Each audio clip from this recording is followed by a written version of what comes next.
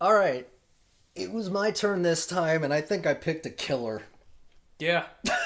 Yeah. I have not laughed this much, this hard, watching anything in a long time. I guess I should say what we're talking about, even though you've seen it in the title. We're talking about Kaguya-Sama, Love is War. It's not done, so we didn't watch the whole thing. At the time of recording, we're at episode 4 of the 3rd season. It's probably going to keep going ad infinitum, because it's clearly just geared for that. They gotta graduate at some point. Even though they seem to be held back this year. Dude, I don't know. Timelines are converging. It's so fucking weird.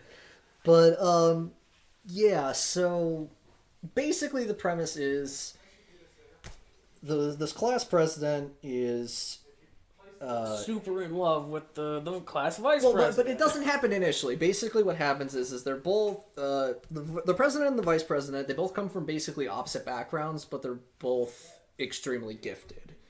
Although they're both really dumb.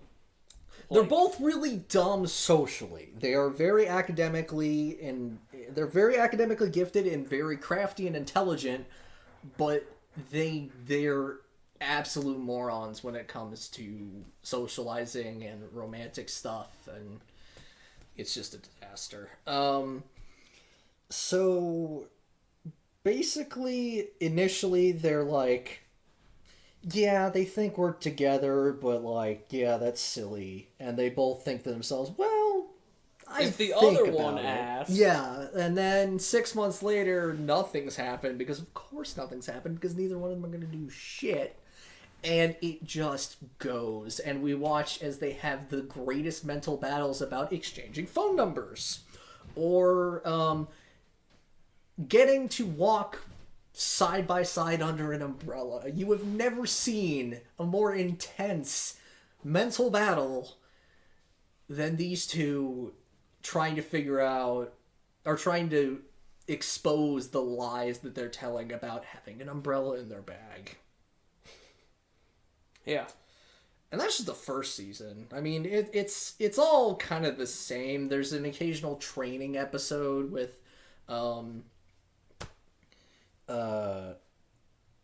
Miyuki, he's the guy president, because he's inept at basically anything that isn't studying. Oh no, he sounds great when he sings. Oh, dude, so big. And he somehow hit the back of his head while playing volleyball, trying to serve the ball. That was incredible. And now he's learning to rap. Yep. From the best character in the show, Fujikawa, who's this pink-haired seeming dunce who is actually a horrible schemer, cheater, and all-around agent of chaos. She's wonderful. God, she's just my favorite.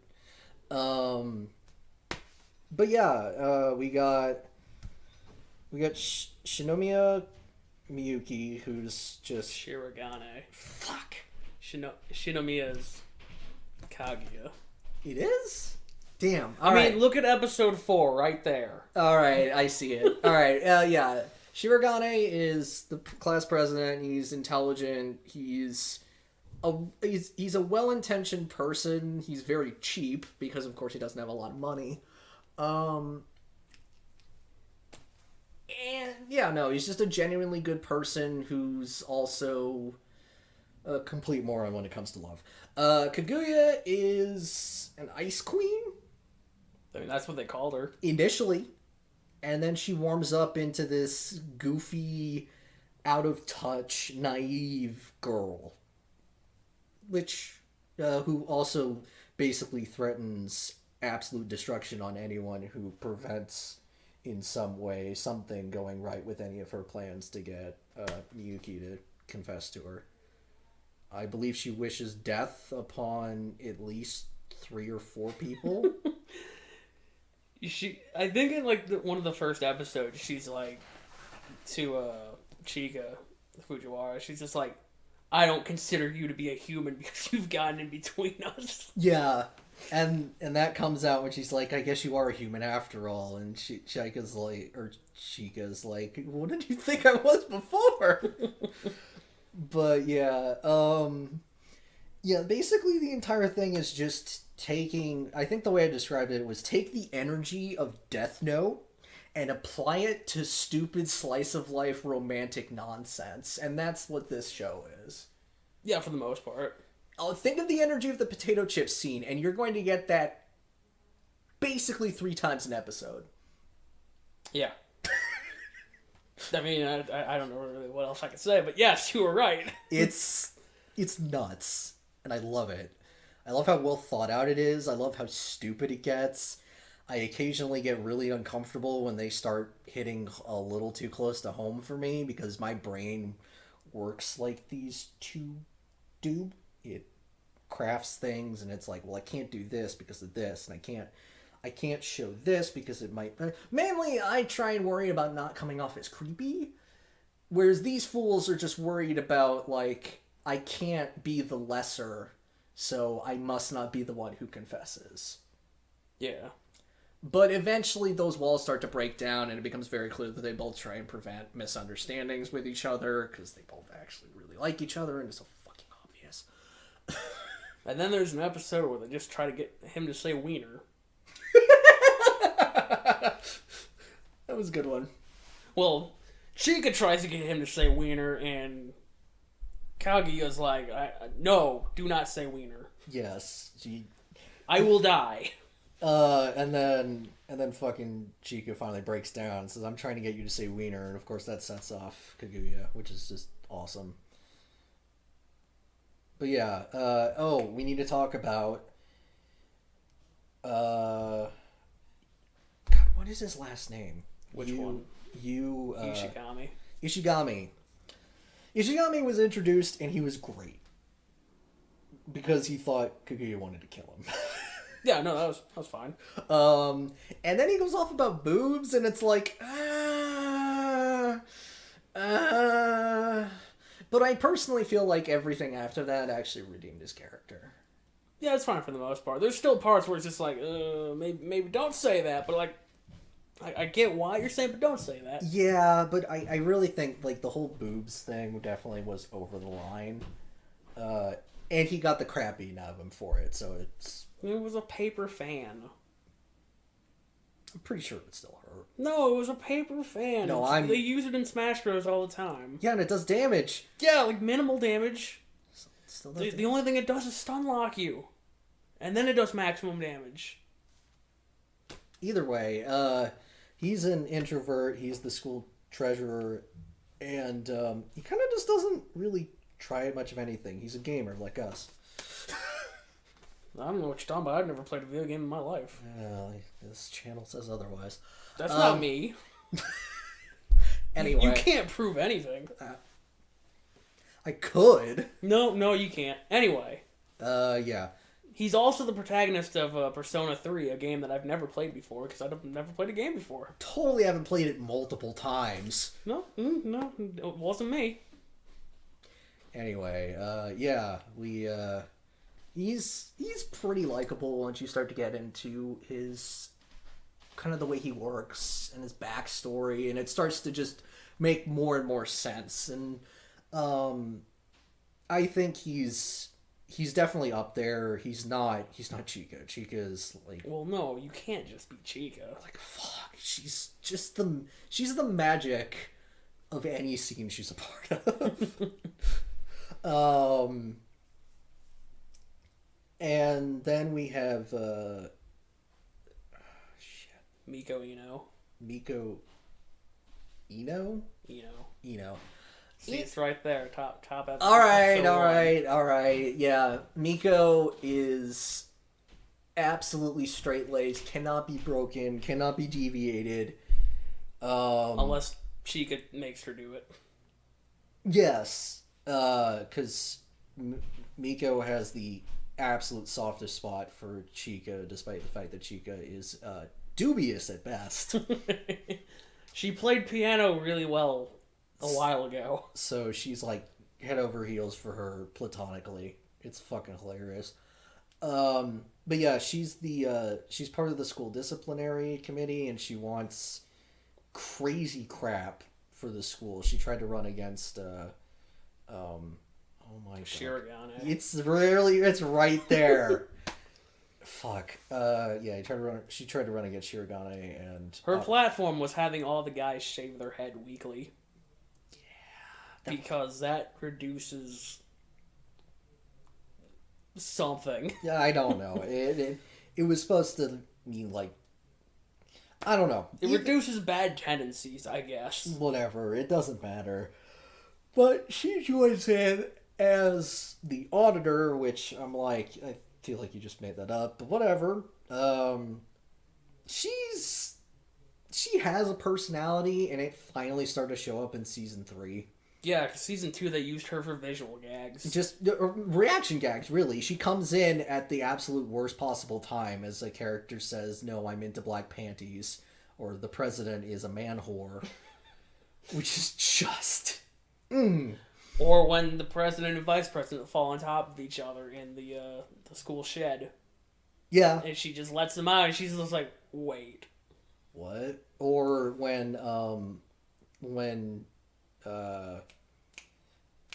Shirogane is getting the hand massage, and she just fucking Kaguya just goes like absolutely crazy. Well, she turns it into like a full body massage, And he's just like freaking the fuck out. But yeah, once we started to realize like she's constantly essentially watching you use back P3 Protag, and he's doing the same for her. It's like those two should be together. They both go about things in a different way. They both have a sense of justice, but one like beats people over the head with it, and the other one just lives it through his own means and then plays video games. Yeah, I can respect that. like there's one episode between these two. He realizes she doesn't have her headphones plugged in. Mm-hmm. So in order to make her realize that they're not plugged in, he does the same with his headphones. Yep.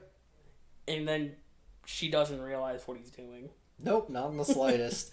And she ends up playing her creepy her comfort music, which is a mixture of like being in a forest, camels and jackhammers, and then like male idols telling her nice things. Fucking creepy as hell.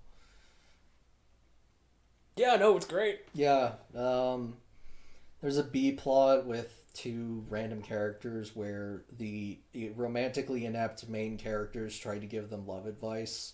Yeah, because supposedly they're both love experts. You can't see it, but those are the biggest finger quotes I've ever seen. Oh, dude, they're both disasters.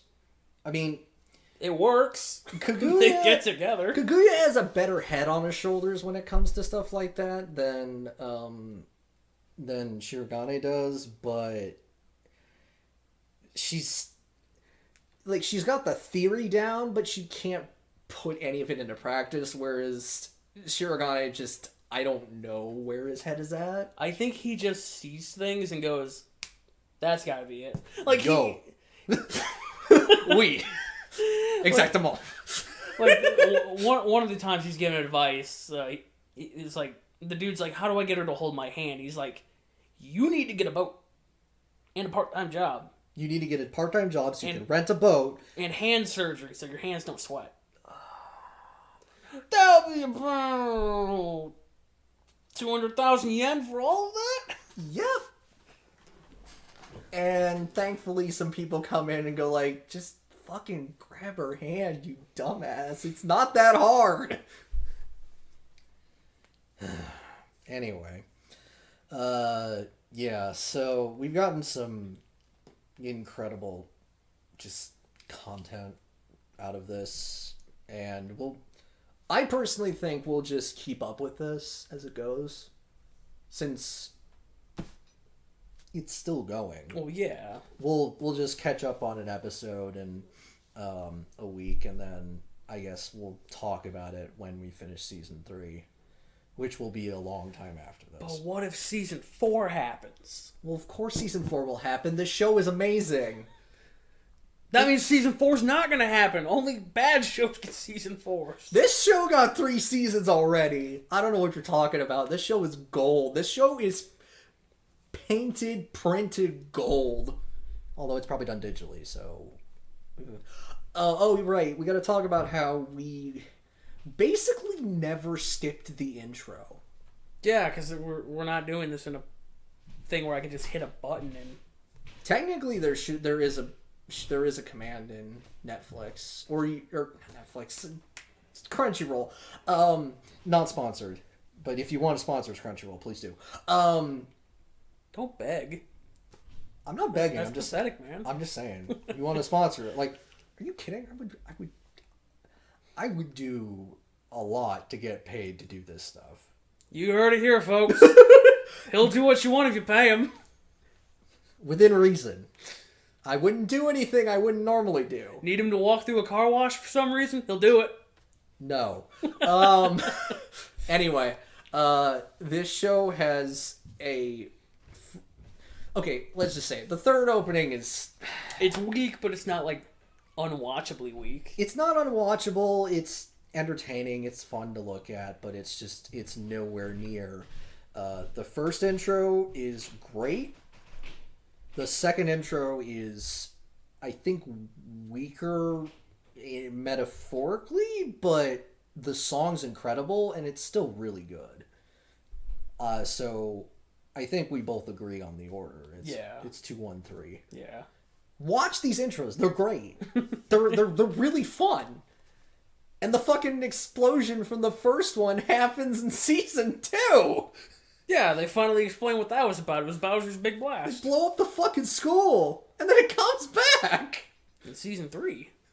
Fucking crazy. And the plumbing and stuff, and it's fine. It just all seals back up. It's great. Perfect. Amazing. Good times. Always. But yeah, I mean, we could do episode recaps, but there's the French the French sister school where he gets blasted by one of the French students, but he can't understand French. Yeah, so he's just weak. Weak. and she's just like, so you're the son of the guy who's like really bad and stuff and whatnot, and like she's just trying to tear him down. Oh, she's ripping him apart, and we don't even get subtitles for it. It's just explaining how awful the thing she's saying is, and he's just like sitting there with like the blankest look ever, just like, yep, gotcha. Exactamundo. Exactamo. Yeah, it's fucking great. And then, we talked about the training episodes. They do kind of run together. Yeah, because I'm having trouble like picking out episodes that I particularly remember, but that could be because week and a half or 2 weeks between. Yeah, but like, and we just fucking binged this. We destroyed it, and it was a great time the whole way through. This is the hardest watch this series I think we've given so far, and that's my personal. I say watch this goddamn series. Like, you were missing out. Yeah, no, I would agree. It's fucking good. All right. So I don't know. I kind of wanted to